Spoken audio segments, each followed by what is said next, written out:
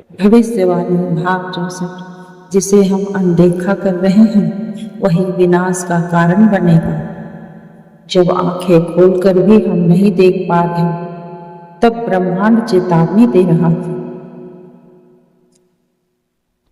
प्रस्तावना आज की भविष्यवाणी उन संकेतों पर आधारित है जिन्हें हम रोजमर्रा में देख तो रहे हैं पर पहचान नहीं पा रहे।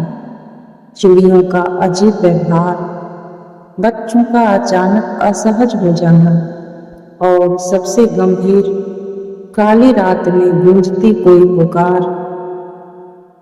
दूसरा, योगिनी का अनुभव।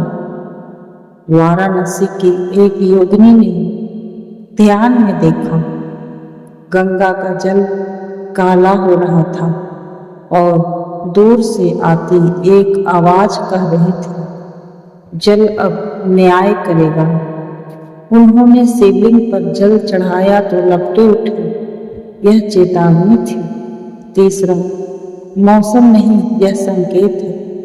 अचानक गर्मी और ठंड का असामान्य खेल, नदी तालाबों का उथला होना, पशु पक्षियों का असमय गायब होना। ये सिर्फ मौसम नहीं, यह प्रकृति के कोड रेड है। चौथा, पूर्ववाणी का संबंध। भाग 57 और 60 में जो कहा गया था, जल, वायु और अग्नि अब अपने कर्म का हिसाब मांगेंगे। भाग 64 अभी उसी कड़ी का विस्तार है। जनता की चुप्पी। सबसे बड़ा संकट यह है कि हम चुप हैं। हम सोचते हैं जब होगा देखा जाएगा, लेकिन यह चुप्पी ही विनाश का कारण बन रही है। अब एक निर्णय लेना होगा, या तो चेतना जगाओ या फिर विनाश स्वीकार करो। इस वीडियो को शेयर करें ताकि और लोग भी इन संकेतों को पहचान सकें। कमेंट में लिखिए, मैं जागा हूँ।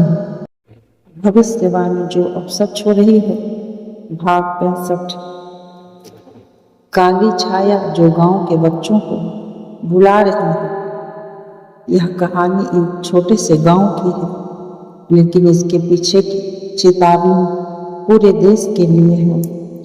जो कुछ वर्षों पहले एक तांत्रिक ने कही थी, जब वृक्ष हंसने लगे और बच्चे अकेले में गाने लगे, समझ लेना छाया जाग चुकी है।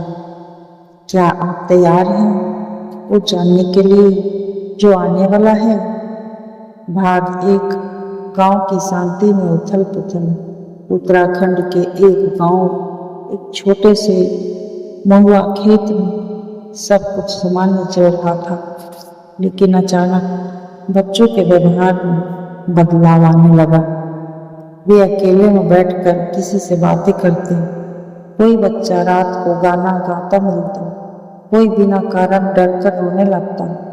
माता पिता ने सोचा ये उम्र का असर है, लेकिन बूढ़े बाबा ने एक दिन कहा, यह खेल नहीं, किसी छाया ने इस गांव को पकड़ लिया है।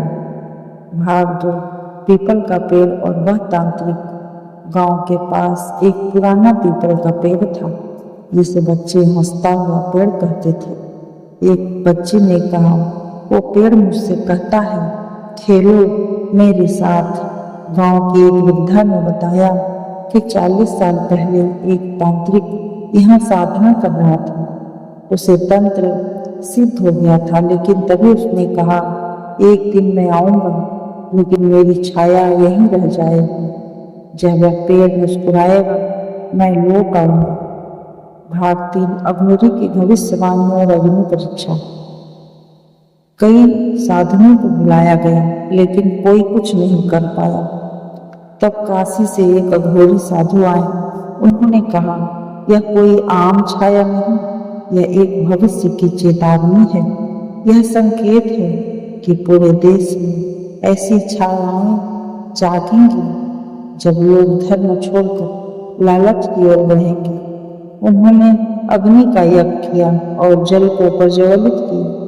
ध्यान के दौरान उन्होंने देखी एक और भविष्यवाणी। 2025 से 2030 के बीच 4 साल ऐसे आएंगे जब बच्चे जल और वायु सबसे अधिक पीड़ित होंगे।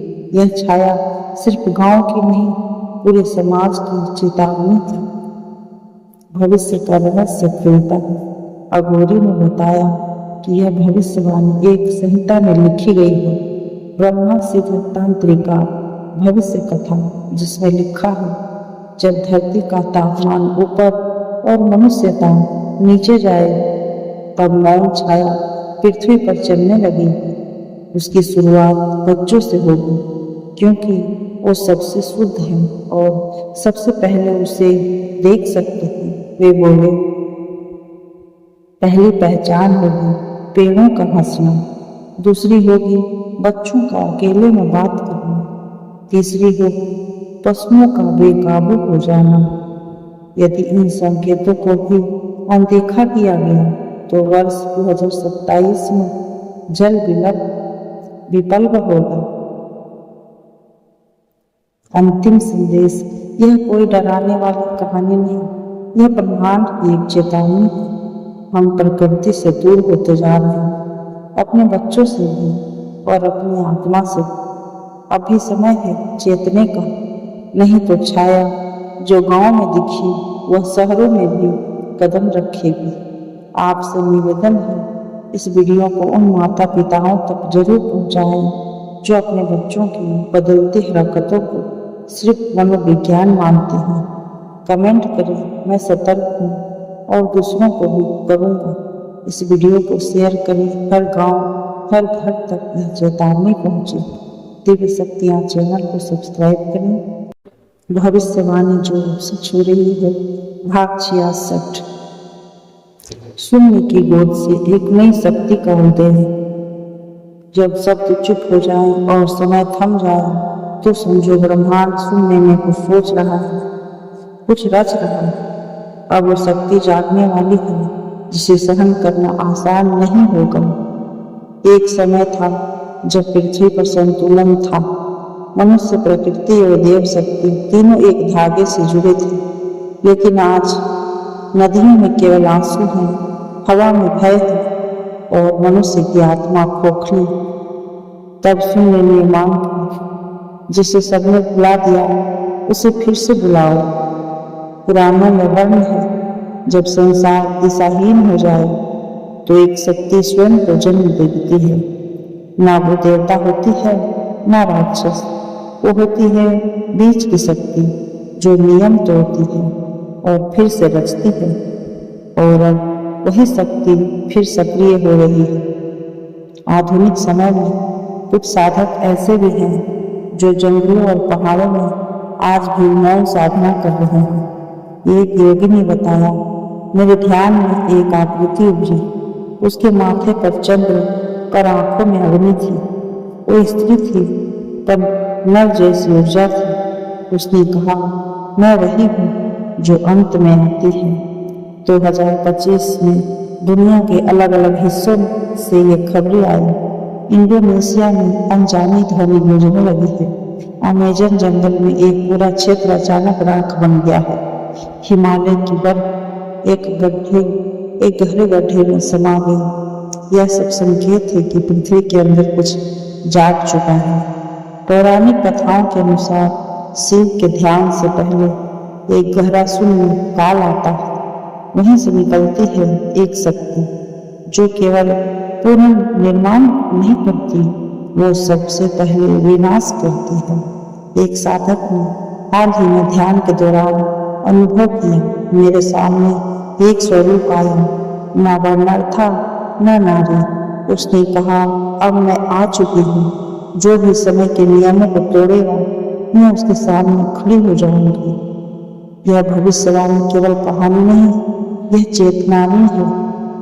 यह चेतावनी है कि जब हम हर चीज को खत्म समझते हैं तब ब्रह्मांड अपनी सबसे अद्भुत शक्ति को जन्म देता है। क्या आप तैयार हैं उस शक्ति को देखने के लिए जो समय से परे है और जो सब कुछ बदल सकती है? भाग 67 में जानिए उस शक्ति का नाम क्या है। क्या वह कोई पुरानी देवी है या कोई नया रूप?